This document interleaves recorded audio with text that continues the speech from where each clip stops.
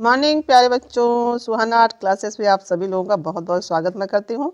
तो आज मैं फिर राजस्थानी शैली पढ़ाऊँगी। जो दो बचे हुए हैं, एक दिन और लगेगा। एक एक दो दो शैली आज पढ़ाऊँगी और इसके बाद एक दिन और पढ़ाएंगे, क्योंकि राजस्थानी शैली बच्चों बहुत लंबा है। आप लोग देख नहीं रहे हैं वीडियो को, लेकिन इसको देखिए। मैं शुरू में जो दो शैलियाँ डाली थी उसे काफ़ी बच्चों ने देखा, 60 लगभग बच्चे ने देखा। ये दूसरी बार जब नाथ द्वारा पढ़ाई और जोधपुर, तो उसको किसी ने ज़्यादा कम लोगों ने देखा। इसको देखिए, मैंने बहुत अच्छी तरीके से बताया हुआ है। बाकी जो है, मैं ज़्यादा लंबा वीडियो इसलिए नहीं बनाना चाहती, क्योंकि पढ़ने में उबन होती है, इसीलिए मैं थोड़ा थोड़ा करके दे रही हूँ आप लोगों को। मैं खुद ही सोच रही हूँ दूसरा टॉपिक चले, लेकिन राजस्थानी इतना लंबा है कि इसमें समय लेता है। कोई भी टीचर आपको पढ़ाया होगा तो राजस्थानी एक दो दिन में नहीं ख़त्म कर पाया होगा। ठीक है, देखिए तो हम अपने प्रश्न जो लिए हैं उसकी तरफ बढ़ते हैं। आज हमारा रहेगा बूदी शैली और कोटा शैली, और किसके अंतर्गत ये शैलियाँ आती हैं वो भी आपको हम बताएंगे बहुत ट्रिक के माध्यम से। क्योंकि मैंने पहले ही आपको बताया कि जो राजस्थानी शैली का राकेश गोस्वामी सर के बुक में है, उसमें बहुत मेन टॉपिक दिया है, सारे टॉपिक कर दिया है।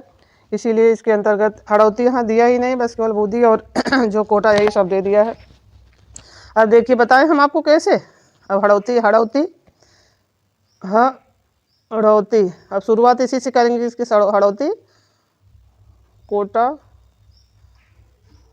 देख लीजिए हम क्या लिख रहे हैं। हम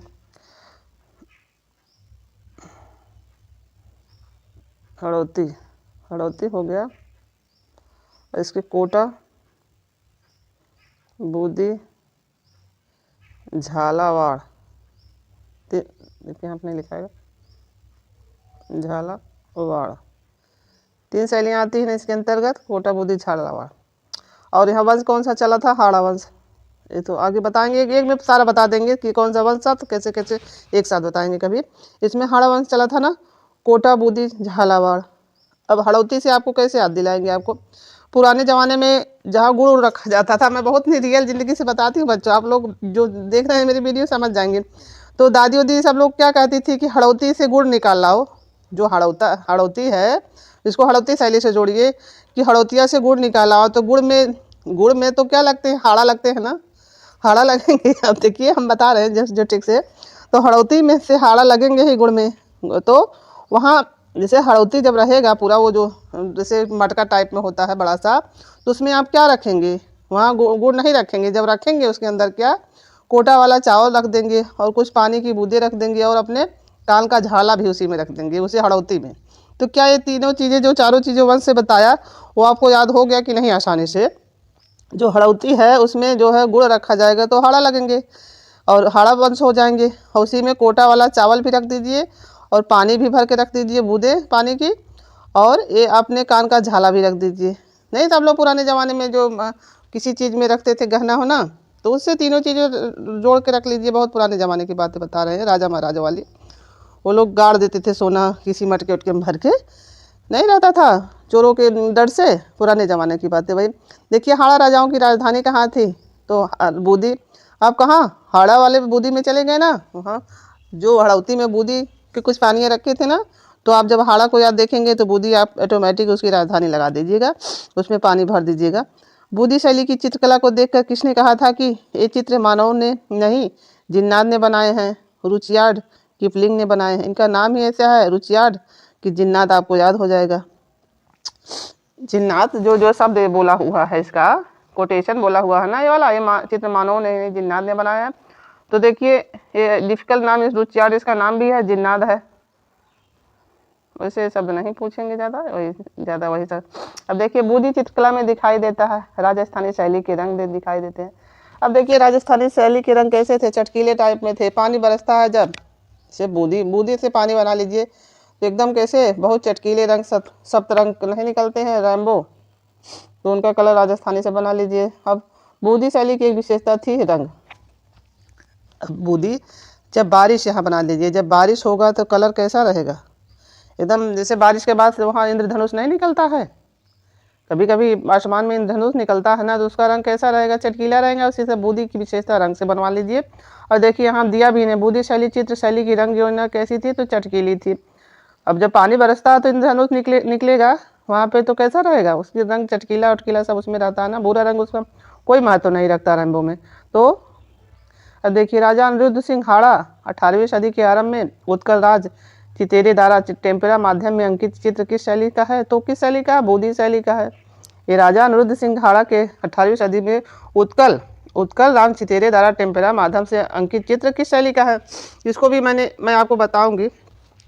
जो हाड़ा मैंने उधर बताया था ना, हाड़ा बोधी शैली का, तो देखिए हाड़ौती शैली का।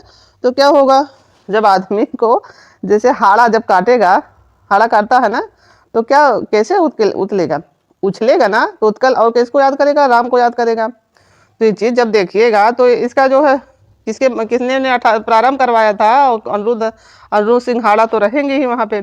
तो क्या उत्कल राम आपको याद हो जाएगा कि नहीं? जैसे हाँ, तब उत्कल राम आपको हाड़ा जहाँ देखिएगा वहाँ उछलने को याद कर लीजिए, और उत्कल राम और राम को याद करेंगे, उत्कल राम हो जाएंगे। और फिर उसके बाद क्या होगा, आपके ऊपर ये प्रयास करेंगी, कोई पानी डाल देता तो हाड़ा हमको नहीं काटता, कुछ पानी की बूंदी डाल देता। तो ये चीज़ें, तीनों चीज़ें, चारों जो मैंने जोड़ के बताया, आप आसानी से याद करेंगे, कहीं भी भूलेंगे। उत्कल सिंह हाड़ा आ जाएंगे, वहाँ बोधी शैली लगा दीजिएगा, और राम को, और वो किसने बनवाया वो भी याद हो जाएगा आपको। अब देखिए बोधी शैली भैरवी रागनी 1630 ईस्वी में संग्रह कहाँ है? इलाहाबाद संग्रहालय में है। कहाँ है? इलाहाबाद संग्रहालय में। तो देखिए बोधी शैली तो आपको भैरवी तो याद कर लीजिएगा, और संग्रहालय नहीं आपको याद होता है तो ये राग भैरवी 1630 है ना यहाँ पे।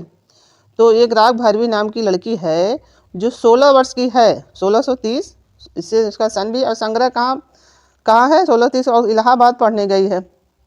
सिर्फ इस तरह से याद करेंगे तब कोई चीज़ें आपको याद होंगी, इस तरह से रटने से नहीं याद होता। किसी चीज़ का जोड़ कर रख लीजिए कि भैरवी रागनी नाम की लड़की है जो 16 वर्ष में है। अक्सर 16-17 में बच्चे तैयारी करने के लिए इलाहाबाद जाते हैं ना, तो पढ़ने कहाँ गई है? संग्रह कहाँ हो जाएगा? इलाहाबाद, वहाँ पर इलाहाबाद पढ़ने गई है। तो आपको ये तीनों चीज़ें जो बताई हैं बोधी शैली में, भैरवी में, तो आपको राग भैरवी है, तो इसके बाद आपको तीनों चीज़ें बहुत आसानी से याद रहेंगी। जो भैरवी नाम की लड़की है जो 16 वर्ष की है, 1630 में लोग तैयारी भी करते हैं, ये भी दोनों 1630 भी याद कर लीजिएगा, दूसरी में 30 भी याद कर लीजिएगा।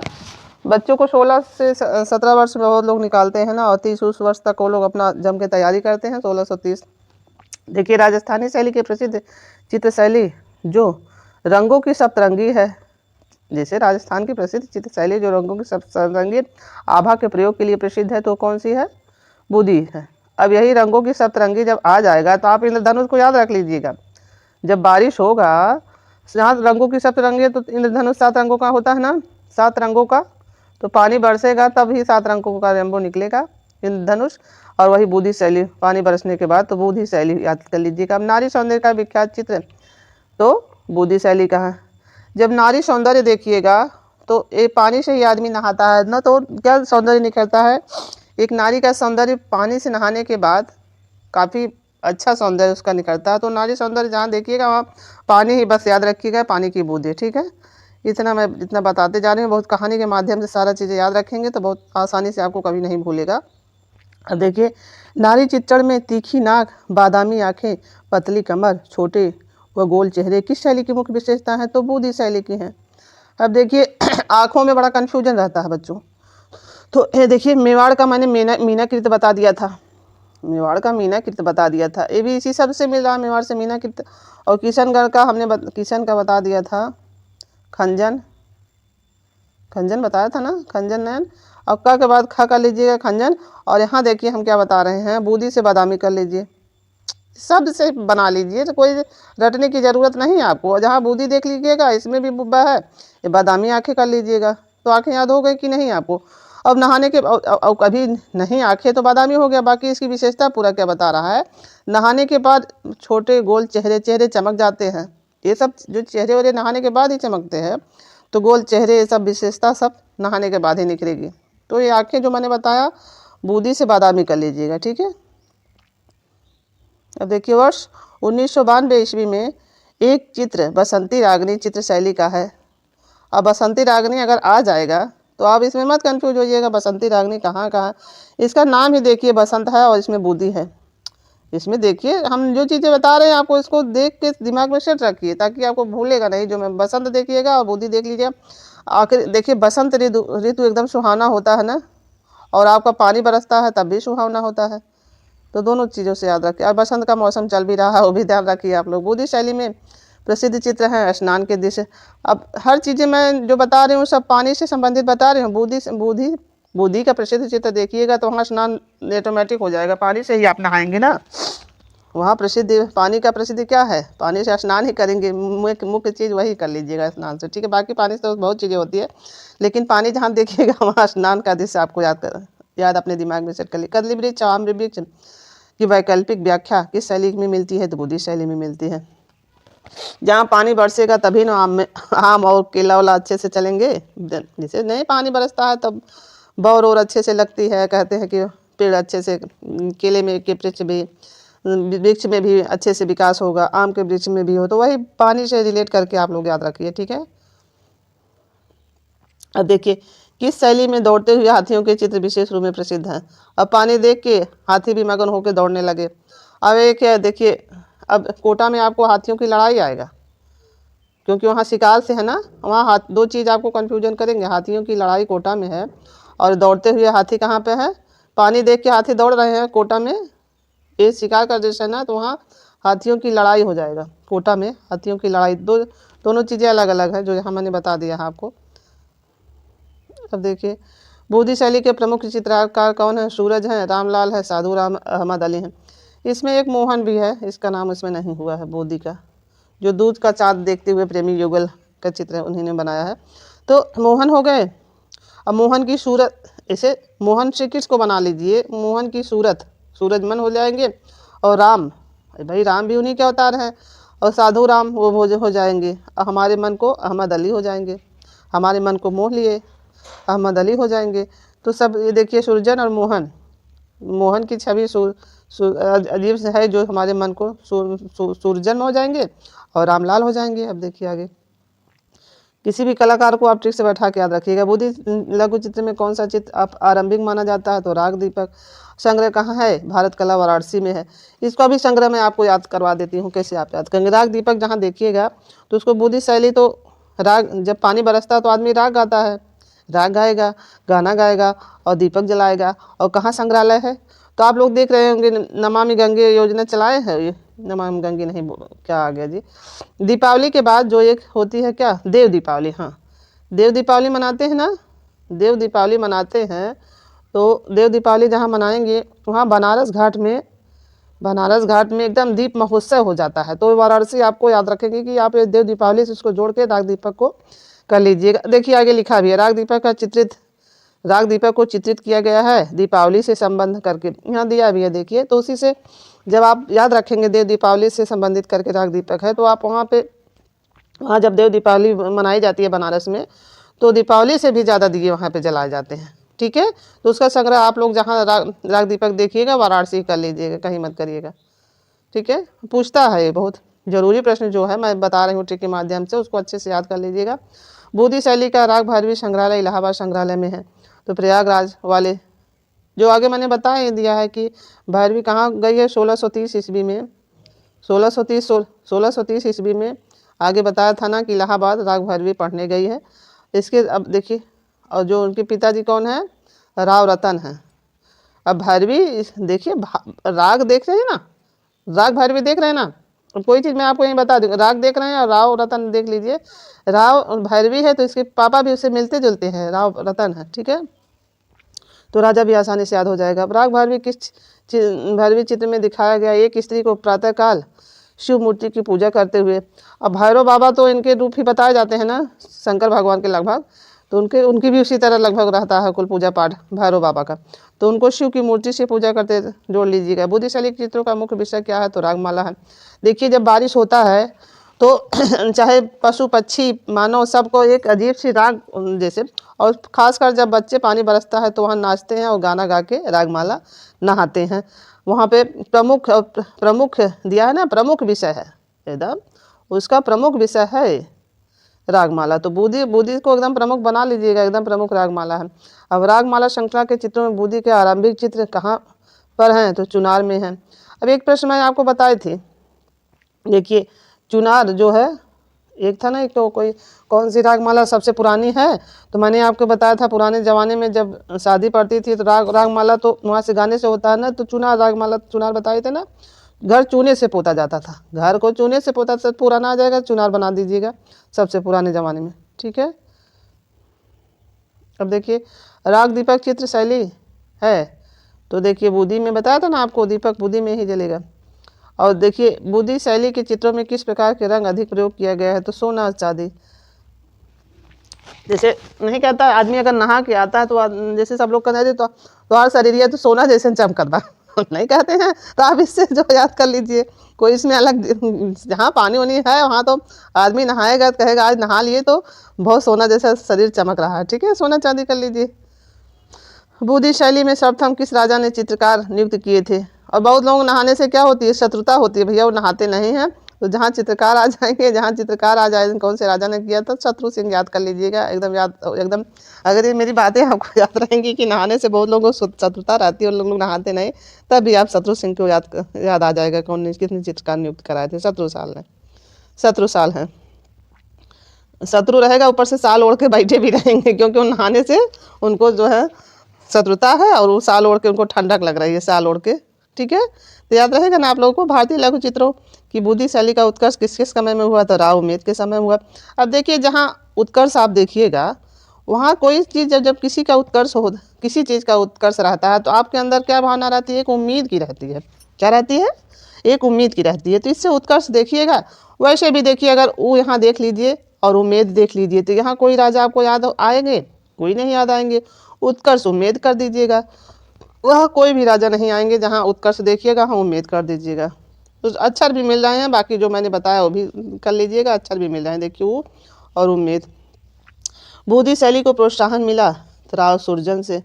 अब देखिए जहाँ जहाँ बारिश होगा, जहाँ बारिश होगा तो उसके बाद आदमी नहीं करता, बारिश हो गया, अब बादल घिरे हुआ है, बारिश के बाद सूरज निकलेगा कि नहीं, तो जहाँ प्रोत्साहन आ जाएगा तो वहाँ सुरजन हो जाएंगे। देखिए उत्कर्ष यहाँ था तो उम्मीद हो गए, उत्कर्ष में उम्मीद हो गया, प्रोत्साहन जब आएगा, सूरज निकलेगा तभी आपको प्रोत्साहन निकलेगा, वो भी बारिश के बाद। बुद्धि शैली, ठीक है। बुद्धि शैली के चित्रकारों का परिवेश क्या था, तो रात के दृश्यों के चित्र थे। अब देखिए जब बारिश होती है तो एक रात का अजीब दृश्य होता है, रात में एक सुहाना दृश्य होता है कि नहीं है, अब सब लोग जानते होंगे, और जो मैं बता रही हूँ अच्छे से समझ रहे हैं। सुहाना लिख दी मैं, सुहाना का सुहाना लिख दी, मेरा नाम में सुहावना, देखिए वही अपना नाम ही हम लिखते हैं। सुहावना दृश्य रहता है ना, कैसा दृश्य रहता है, रात का एकदम सुहावना दृश्य हो जाता, तो एकदम सुंदर दृश्य होगा वहाँ पे रात के दृश्य का। वहाँ रात के दृश्य ही सबसे मेन रहेंगे, सबसे प्रिय विषय रहेगा वहाँ पे बुद्धि शैली के चित्रकारों का। सबसे प्रिय दृश्य क्या रहेगा चित्रण का, रात के चित्रों का दृश्य बुद्धि शैली का भी, ठीक है। और कोई चित्र अच्छा नहीं करेंगे, रात का सुहाना करेंगे। देखिए बुद्धि शैली के चित्र, दूज का चाँद देखते हुए प्रेमी युगल पर किस चित्रकार का नाम अंकित है, तो मोहन का अंकित है। देखिए मैंने आज बताया था ना कि मोहन भी है यहाँ पे, तो दूज का चाँद देखते हुए, जब बारिश का मौसम रहेगा तो प्रेमी युगल दूज का चाँद देखेंगे ही। और देखिए एक चीज़ और भी मैं यहाँ पे आपको याद दिला देती हूँ, तो जैसे देखिए बुध जब पानी बरसता है तो चाँद अजीब सा उसमें सौंदर्य रहता है चाँद में, तो जैसे एकदम खिला खिला आदमी एकदम बादल छट जाएगा, पानी बरसेगा तो अच्छी सी उसका एकदम स्वरूप अच्छे से दिखता है ना। अब देखिए तो इसी से याद कर लीजिएगा, वो भी मोहन, वहाँ मोहन भी आ जाएंगे आपके, जो हमारे श्री कृष्ण भगवान हैं, उन्हीं की कृपा रहेगी जब पानी बरसेगा और वहाँ पे चाँद रहेगा, ठीक है। राजस्थानी शैली की इस उप शैली में 12 मासा का बहुत से चित्रण हुआ है, तो पानी को 12 देखिए उप शैली दिया है ना, राजस्थानी शैली की उप शैली यही है ना, बुद्धि है, तो क्या होगा वहाँ 12 मासों। अब यहाँ बहुताया से देखिए बहुत ज़्यादा चित्रण यहाँ पे है। अब ये चीज़ को पकड़ लीजिए, बहुतायत और 12 मासा हो जाएगा, और बुद्धि, तीनों चीज़ें देख रहे हैं जो मैं बताने की कोशिश कर रही हूँ। तो बहुत ज़्यादा जब पानी बरसेगा तो वहाँ 12 मास पानी बरसेगा, ये चीज़ें याद रख लीजिए। कितना ज़्यादा एक एक चीज़ें जो बता रहे हो भी आपको समझ में आ रहा होगा, जो मेरी क्लासें देख रहे हो मेरे ट्रिक को अच्छे से समझ रहे होंगे और उसको अच्छे से कर भी रहे होंगे। चित्रकला का कौन सा स्कूल राजस्थान का है, तो बुद्धि है, उसके अंतर्गत आता। प्रसिद्ध चित्र बादल महल कहाँ स्थित है, तारागढ़ किला बुद्धि में स्थित है। अब देखिए अब बादल महल अगर आ जाए प्रसिद्ध चित्र तो आप कैसे याद रखेंगे, बादल में ही तारा, बादल में ही तारा दिखाई देगा, जब पानी बरसेगा तो बूंदी हो जाएगा।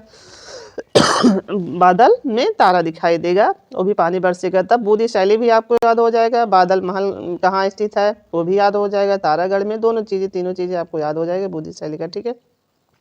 अब राजस्थान की किस शैली को पशु पक्षियों का चित्र शैली भी कहा जाता है? तो बूंदी शैली का। हम आगे बता रहे थे ना आपको कि जब बारिश होगा तो पशु पक्षी का सब लोग खुश हो जाते हैं जब बारिश होता है। तो इसमें कुछ बताने को अलग सा कुछ नहीं है। पशु पक्षी चित्र की शैली भी उसी को कहा जाएगा।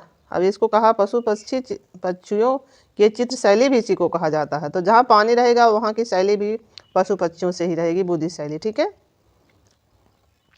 एक एक चीज़ें मैंने हर ट्रिक से बता दिया है, बाकी आप लोग कैसे इसको याद कर पाएंगे आप लोग देखिएगा बच्चों, ठीक है। प्रसिद्ध 84 खंभों वाली छतरी। अब देखिए सारा पानी से मैं आपको याद करवा रही हूँ। छतरी कहाँ स्थित है? तो बूंदी में। अब भैया पानी बरसेगा तो छतरी आप लगाएंगे ही, तो 84 खंभों वाली छतरी वाला कहाँ स्थित है? प्रसिद्ध चित्र बताया है, तो कहाँ किसकी प्रसिद्धि है स्थित है? तो बूंदी में ही लगेगा, छतरी बूंदी में ही लगेगा, ठीक है। प्रसिद्धि, इसका प्रसिद्धि है यही ना दिया है। प्रसिद्धि कहाँ है? 84 खंभों वाला छतरी कहाँ स्थित है? ये कोई महल वहल होगा तभी ऐसा, इसका पूरा शब्द नहीं लिखा हुआ है कौन सा चीज़ है। तो बूंदी कर लीजिए, छतरी देखिएगा तो बूंदी कर लीजिएगा। बूंदी में, बूंदी नहीं, बूंदी में किन रंगों की प्रचुरता है? तो लाल पीले रंग की। अब यहाँ अगर आपको कलर नहीं याद होता है बच्चों, तो जैसे पानी में जब होली बच्चे खेलते हैं तो किसका ज़्यादा कलर डालते हैं? लाल कलर और पीला कलर दोनों मिला देंगे, लाल पीला हो जाएगा। तो क्या हो जाएगा? यही कलर लाल और पीला ही ज़्यादा मिलाएंगे। हरा क्योंकि इसलिए मैं लाल पीला बता रही हूँ। हरा को मत याद रखिएगा, हरा बहुत गहरा रंग होता है जो चेहरे पे बहुत तेज चढ़ता है, तो केवल लाल पीला हल्का कलर याद रखिएगा। प्रकृति का प्रसिद्ध, प्रकृति का सप्तरंगी चित्रण विशेष रूप में पाया जाता है। तो देखिए जहाँ आप जैसे प्रकृति का सप्तरंगी चित्रण दिया है ना, इतना सब देखिए। तो जब बारिश होगा तो इंद्रधनुष कैसे निकलता है? इंद्रधनुष कैसे निकलेगा? 7 रंग का निकलेगा ना। तो 7 रंग जहाँ देख लीजिएगा वहाँ प्रकृति, वो भी प्रकृति का एक सुहाना दृश्य होता है। तो बूंदी शैली कर लीजिएगा, कहीं भी सप्तरंगी मत लगाइएगा, जो मैं आपको बताती जा रही हूँ ट्रिक के माध्यम से, वो बूंदी और पानी से जोड़ के। अब देखिए हमारा आ गया कोटा शैली। कोटा शैली आ गया, उसी के अंतर्गत है। बूंदी जिले में 35 किमी तथा जयपुर से 240 किमी दूर चंबल नदी के तट पर,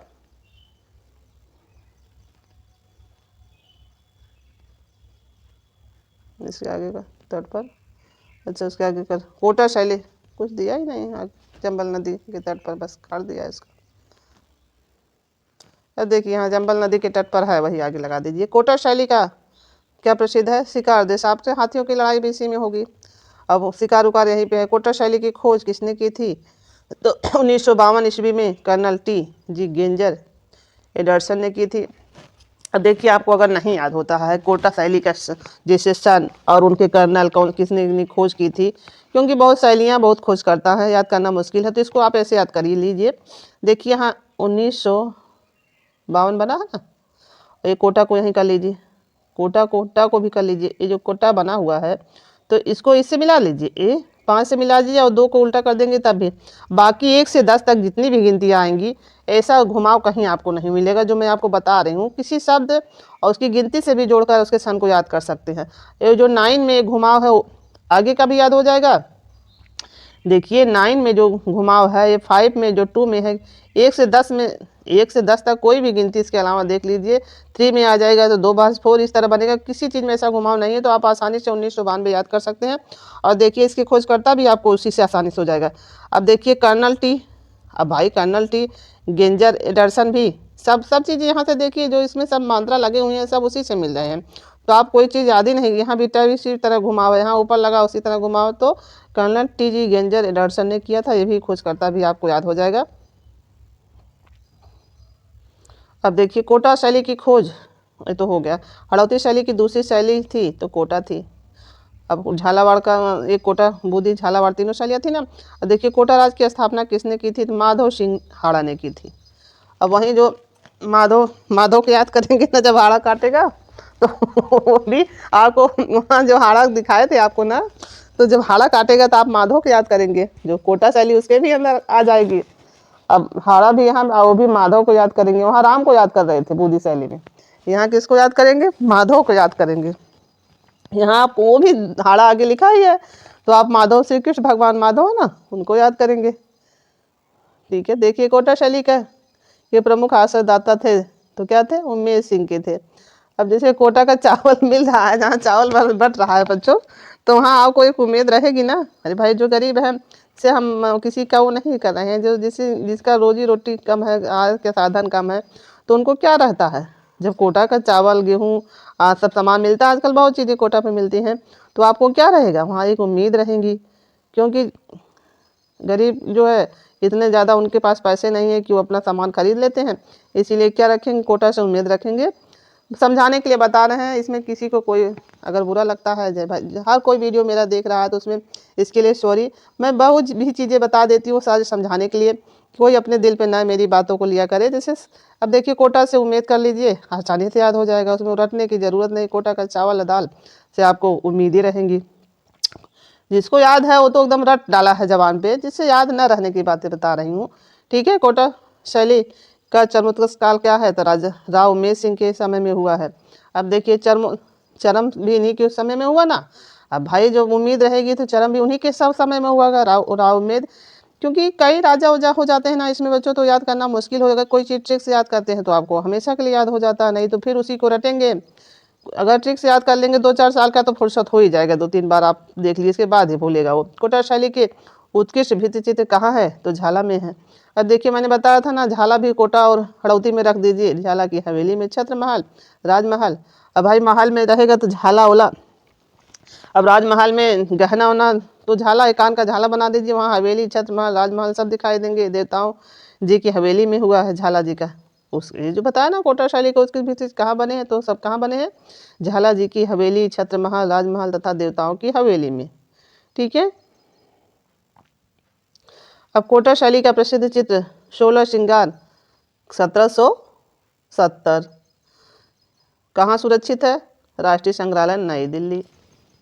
अब देखिए 16 श्रृंगार की अवस्था क्या होती है, ये जैसे नहीं कहते 1 से 5, 5 से 12, 12 से जैसे कि इतना तक की किशोरावस्था को आपको बताए थे ना, स्टेशन भी आपको याद रख लीजिएगा 1770, 17 वर्ष रहेगा और नई एज रहेगी।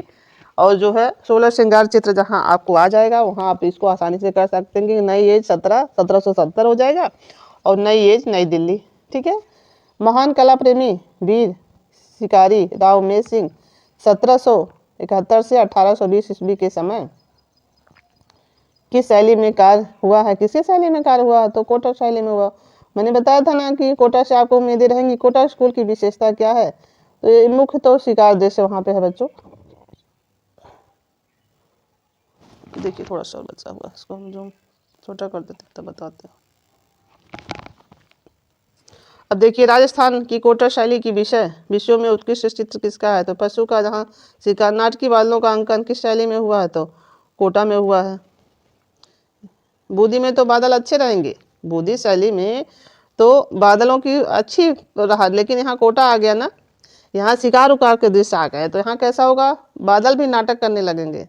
जहाँ भाई जहाँ युद्ध हो रहा है वहाँ तो सब लोग क्या करेंगे, डर के मारे नाटक करेंगे, बादल भी नहीं आना चाहेंगे, तो नाटकी। अब कोटा शैली के प्रमुख चित्रकार कौन है, लक्ष्मी नारायण रघुनाथ गोविंद। अब देखिए कोटा जिससे पैसा रहता है तभी लक्ष्मी जी आती हैं, जैसे कोटा चावल दाल लक्ष्मी से जिससे ही आप खरीदेंगे ना, लक्ष्मी नारायण याद कर लीजिए इनके चित्र। और रघुनाथ की कृपा रहेगी, गोविंद भगवान की कृपा रहेगी, तभी आपके पास लक्ष्मी रहेंगी, तभी आप कोई सामान, कोई कोटा वोटा वाला सामान खरीद पाएंगे। ठीक है, लक्ष्मी जी का निवास जहाँ रहेगा वहीं आपका होगा लक्ष्मी नारायण। रघुनाथ भी और गोविंद साथ में श्री कृष्ण भगवान को कर लीजिएगा। कोटा शैली का उत्कृष्ट काल क्या है, उत्कर्ष काल क्या बताए थे आपको, 17 साल, 17वीं शताब्दी बता दीजिएगा। अंतिम और चतुर्थार्ष सब शब्द है, एकदम अंतिम का चतुर्थार्ष। ठीक है, एकदम यही हमारा वीडियो समाप्त होता है। जिसको मैंने कोटा का 17वीं से 1770 वो बताए थे आगे, जो वो भी याद रखेंगे। एकदम नई दिल्ली जो क्या प्रश्न था उसको याद रखिएगा। इसको जूम करते हैं, इसको कोटा शैली का गेंजर भी आपको 1992 याद दिला दिए हैं, ये जो राज उम्मीद का भी 1700 आश्रयदाता भी आपको उम्मीद कब रहेगी? 17 साल में बच्चों से आपको उम्मीदें रहती हैं को अच्छे 1771 याद कर लीजिएगा। और 1770 आएगा तो नई नई जो ये 16 श्रृंगार वाला चित्र है वो भी नई दिल्ली में रहेगा। तो इतना मेरा ही वीडियो समाप्त होता है बच्चों। मेरे समझाने का प्रयास भरसक रहता है कोई चीज़ से जोड़कर। अगर मेरे समझाने में किसी को किसी प्रकार की दिक्कत है, या मैम आप अच्छा नहीं पढ़ा रही हैं, या आप कोई शब्द कहना चाहते हैं, तो आप जो है हमारे वीडियो में कमेंट भी कर दीजिएगा और हमारी कमियां भी बता दीजिएगा भाई। बाकी मैं अपने से बहुत अच्छा करने का प्रयास करें। आप मेरा वीडियो देखिए, अगर प्रश्न आपको सामने आते हुए नहीं याद हुए तभी आप कहिएगा मैम ने सही नहीं बताया हुआ। बाकी जोड़ के मैंने जो बता दिया है बहुत अच्छे से बताया हुआ।